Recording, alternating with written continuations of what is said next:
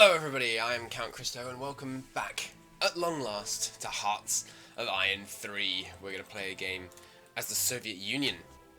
So Hearts of Iron 3, I know many of you will not have seen Hearts of Iron 3 before. It's really good fun. It's basically Hearts of Iron 4, but more complicated, more realistic and more railroaded.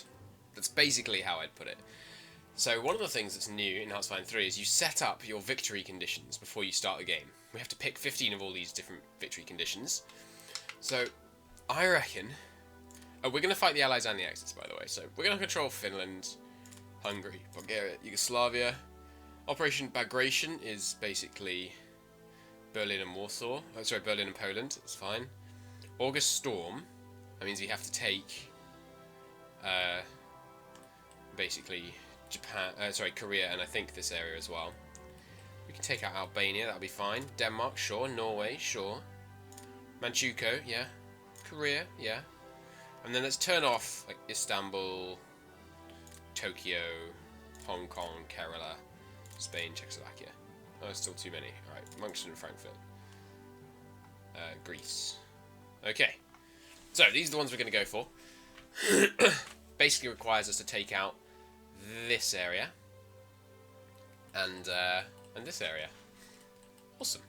We'll accept that. It will be normal difficulty, normal game mode. You can play on arcade, which basically means that your supplies teleport. And we're going to have player control on everything. Right, and we're going to play a custom game, which means we're going to kind of design exactly how our country is set up. I think that's the more fun way to play this game, basically. Okay, it's been a while since I played this game, so give me a minute to, or maybe a series, to get used to how it works. So first off, you have to determine your neutrality. You have a certain amount of points in each section, diplomacy, technology, deployment, right? And we're already entirely in the Comintern, otherwise you can pick how aligned you are. This is a new system, to those of you who have just seen Hearts of Iron 4.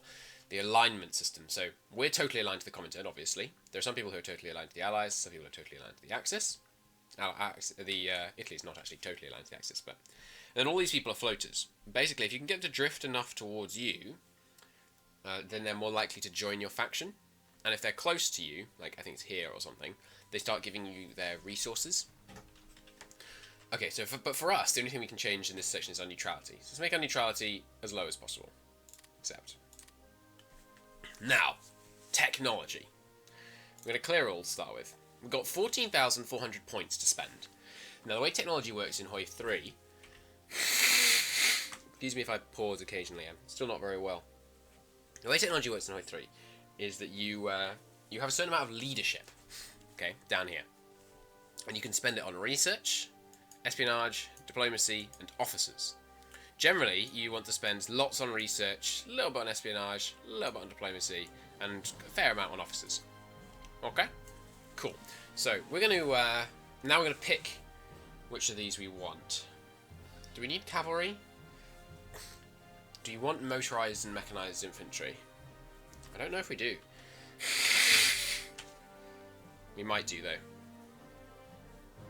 Because the thing is, if we don't want motorized or mechanized infantry, we could get away with no, we'll need motorized infantry to go in our tank divisions, won't we? Yeah, okay. Oh yeah, and so techs have repeating levels, right? So there's a tech at 1938, and now there's one at 36, and there's one at 34, and there's one at 36, one at 38, one at 42, 44, 46, 48, 50, 52. There you go. And actually, we couldn't afford, even if we spent every single bit of our technology on it, we couldn't afford to get the 52 tech. Because obviously that's way ahead of time. And when you're ahead of time, you suffer crazy penalties. So, to get this, we need level 3 in each. Which should take us quite a chunk of our research. And there's a 38 tech. So we don't want to go ahead of time. So let's just get the 36 level. Or no, let's get the 34 level. And then we can research the 36 level once we're in game. Because in the early game, I think when you're setting up, what you want to do is focus on your industry techs. And maybe a couple of theory techs as well.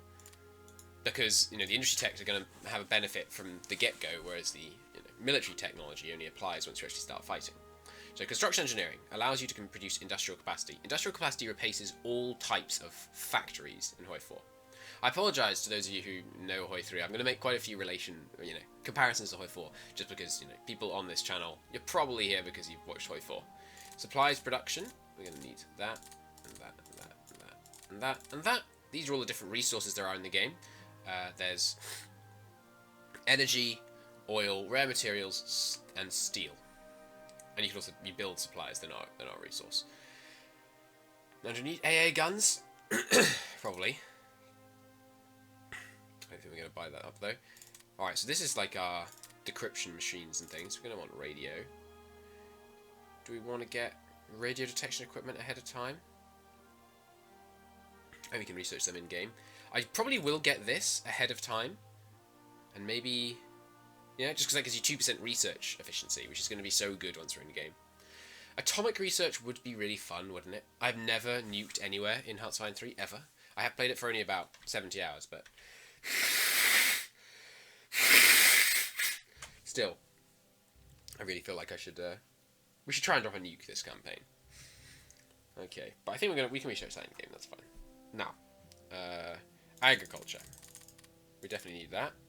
Well, I mean, it's manpower. Maybe it's not so urgent actually, since we are the Soviet freaking Union.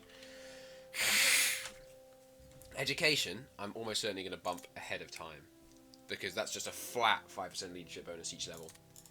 We certainly need lots of industry, at least up to date. Let's take agriculture down a notch. Manpower, I feel like that's not going to be our main problem. Each of the texts has a cool little description, which is very nice. I think I'm going to take industrial. Oh god, that costs so much though. If we have any points left over, we'll put them into extra industrial capacity.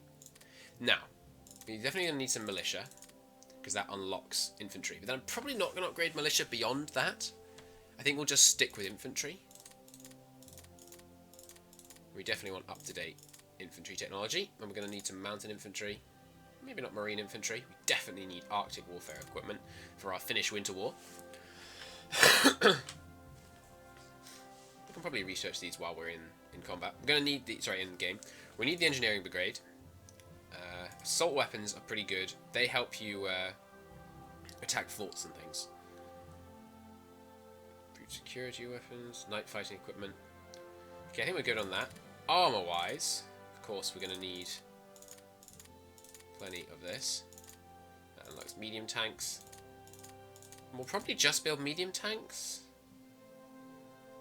Light armor is much faster, but we will need some. I don't know if we're going to build any armoured cars. I don't think we are. Self-propelled artillery brigades are pretty nice, so we'll probably want to research these and get those going at some point. Alright, anti-tank barrel and sights, this all seems important. Anti-aircraft carriage and sights. I'm not sure about that, actually. We're probably not going to have much anti-air. I think we're going to rely on having a big air force to do most of our anti-air. Artillery is very important, though, so we definitely want to get good artillery. I think we're going to probably stick with mediums. We might build some heavies, but we'll see. Now, ship-wise, I believe the good way to go is battleships and light cruisers, basically. So I think we're going to do that. You definitely need all the first ones, though, because they allow the construction of naval base and allows the construction of coastal forts and that kind of thing. We're going to run out of points very soon. Do you need this one? Doesn't look like it. Battlecruiser or battleships? Probably battleships. Alright, we're pretty much out of points. Haven't even invented any fighters. Let's take our infantry down a notch. Because we can upgrade. Yeah, let's take it down 2 notches. We can do all our infantry. No. Just 1 notch. We can do lots of infantry upgrading once we're in the game. That's what I'm thinking. I don't think you need any of these, except these ones are really good, so we'll start on those as soon as we get into the game. Yeah, doctrine's really important too. God, it's tough. Okay, we're going to need twin-engine aircraft. We're going to need all of these. Let's work on our Air Force once we're in-game. Mostly.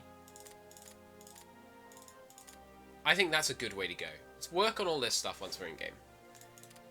But we urgently need some of this. So elastic defense. I don't understand these very well.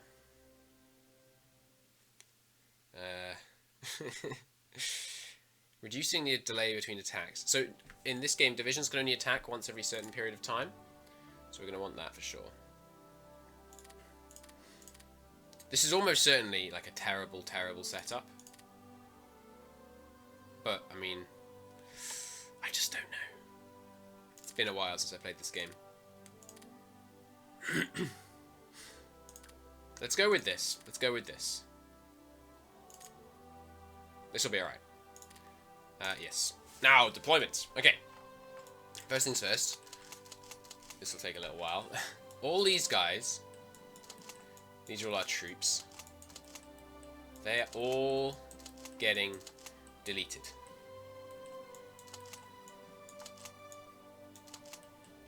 Okay, all of you, disband. And go to these. Go to these. You guys too. Ah, right, you can't disband... these are theatres. You can't disband a theatre. Whoops. You can't disband a theatre while it has any land assigned to it. So we'll assign it all to one theatre to start with. We'll change this later, don't worry, don't worry. But it's all going to one theatre. And then we're going to disband all the other theatres. I'll explain the order of battle system when we actually get into the game. And we're actually setting up an order of battle. Oh, yeah, all you guys have to go. And you two. And you two.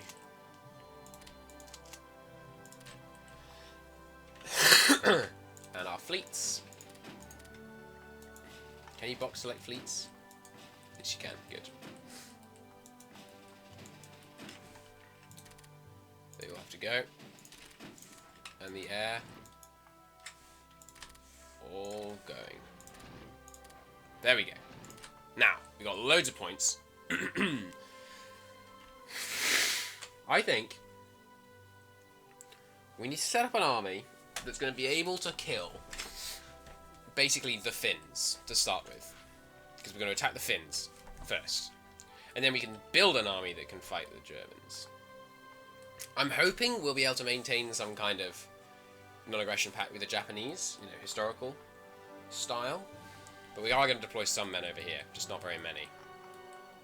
Alright, so first off, we're going to need some escorts and some convoys. Let's just give ourselves a reasonable number of those. We can build them in-game. Now, you can increase industrial capacity from this screen. Like, we could just give ourselves... So we could, for example, just say, hey, you know... Where's Moscow? Is this Moscow? No, that's Gorsky. Is this Moscow? Yeah. So we could say, hey, you know... Moscow region,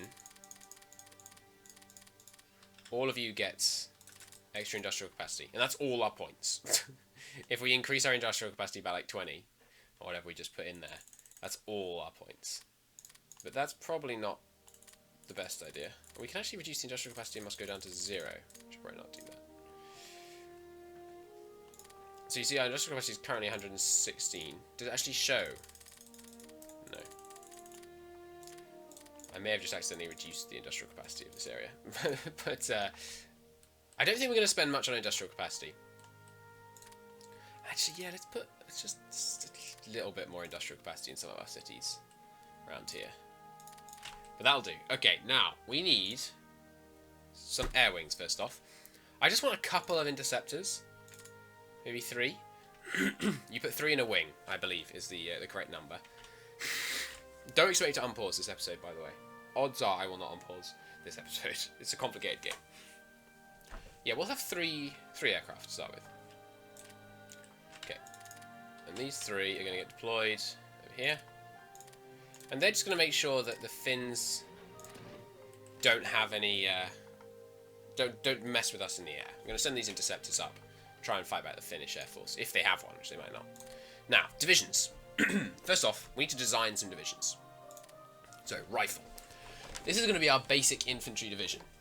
What you want to do normally is something like that.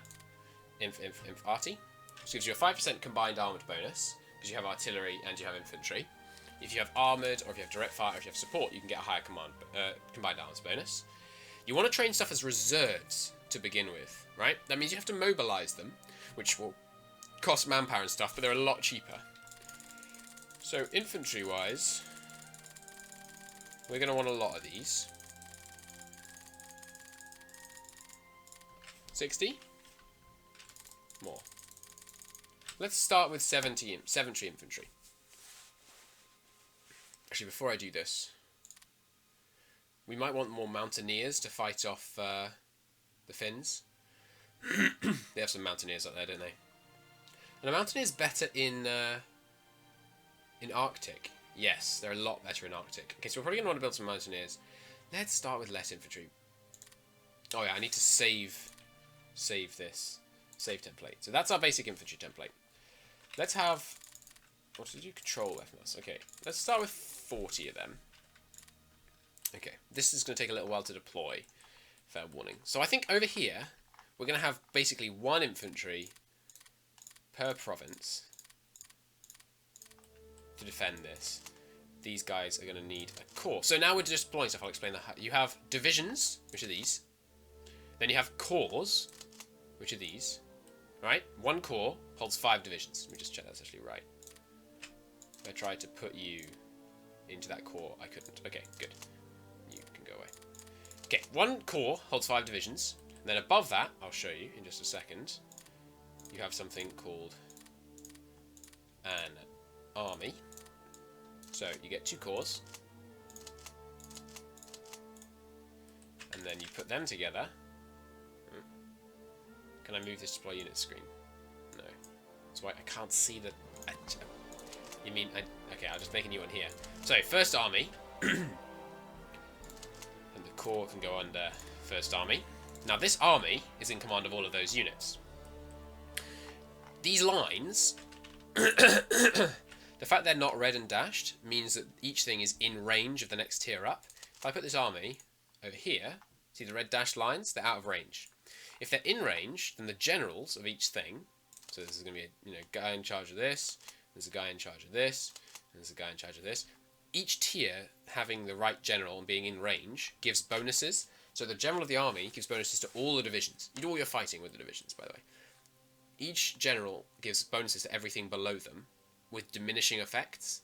So the general here has quite a big impact on this guy, whereas the general here has a smaller impact on this guy. Makes sense? It's an awesome system. I love it. We're gonna have good fun with it.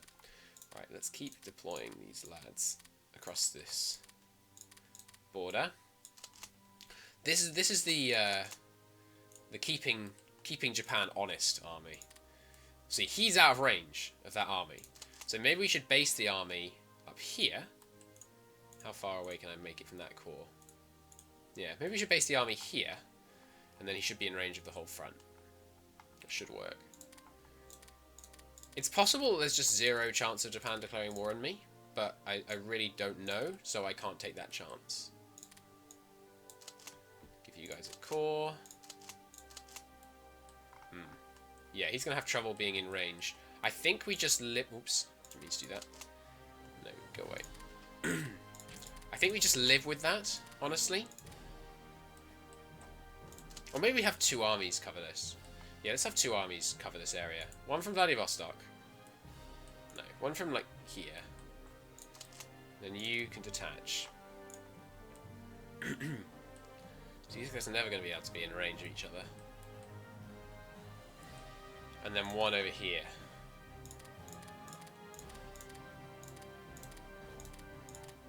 Ah, 6. Well, the other thing we could do, I don't know if you can do this.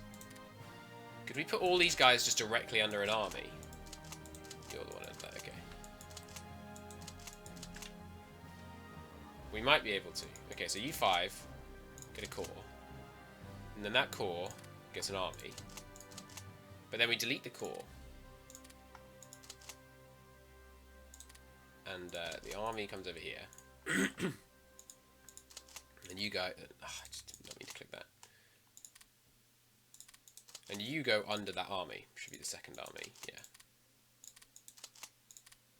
I think that's okay, considering we're not really going to be, you know, fighting too much. Oops, first army. Ah, but you can't have more than 5 guys under the one army. So the same problem arises regardless. Okay, so U5 can have your core, which can come here. Then U5, it's 6 though, isn't it? Alright, well we'll do 3 and 3, that'll work. Can you go here without reach? Yes. Then U4 can have your core. Here? Without reach? Oh, what have I done? Why is this core automatically under that army? Detach. There we go. Okay, and now these 3 cores can go under an army. But you can't do that easily with this silly deploy units thing here. Okay, so you and you can go under the second army. Ah, can't freaking reach. What about if he was here? Oh, it's so close. It's so freaking close. Alright, well I guess we just prioritize the ones over here. Because this is more mountainous over here. Hills, hills, forest. Whereas there's some plains over here. Okay, now those 2 armies each go under something called a theatre. No, sorry, it's army group first. So first army group over here. There we go. And then above him, there's a theatre. Alright, so I'm not sure what tiers of stuff we're going to bother to name. We're probably going to name all the cores and above. This is the Eastern Theatre. There we go. This is the Eastern Army Group. Oh, and we're going to abbreviate. This is the Eastern AG. This is the Eastern T. Okay. And this is Eastern Core 1. This is Eastern Core 2. And I'm sorry, I'm not going to use historical names. I know some of you would like me to do that, but it's just far too much effort. This is Eastern Core 3. Eastern Core 4.